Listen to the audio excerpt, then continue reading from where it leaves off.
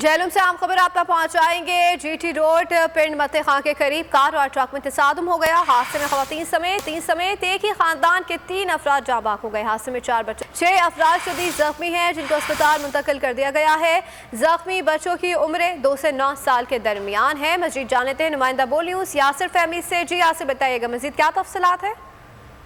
जी बिल्कुल, ये ट्रैफिक का अलमनाक हादसा जीटी रोड पिंड मते खान के करीब उस वक्त पेश आया जब शदीद बारिश और यालाबारी के बायस तेज रफ्तार ट्रक ने रावलपिंडी जाने वाली एक कार को पीछे से टक्कर मार दी।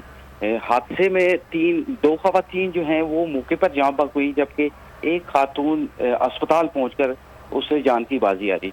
हादसे में बच्चों समेत 6 से 7 अफराद जो हैं उस वक्त रेस्क्यू किया गया। उनकी हालत भी तशवीशनाक बताई जा रही है।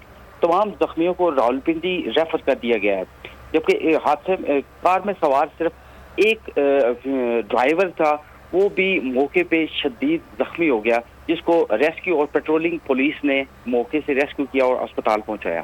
जी था हुकूमत का फिरौन को भी नशा, जुल्म पर जुल्म वो खलकत पर करता रहा।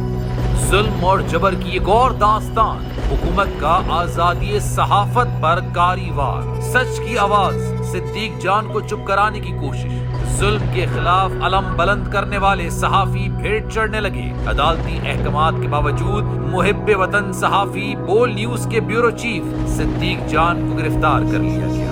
उफ, क्या जुल्म है। बोल इस जुल्म के खिलाफ आला अदलिया से इंसाफ का मुंतजिर है। सब्सक्राइब करें और बेल दबाएं ताकि कोई खबर रह न जाए।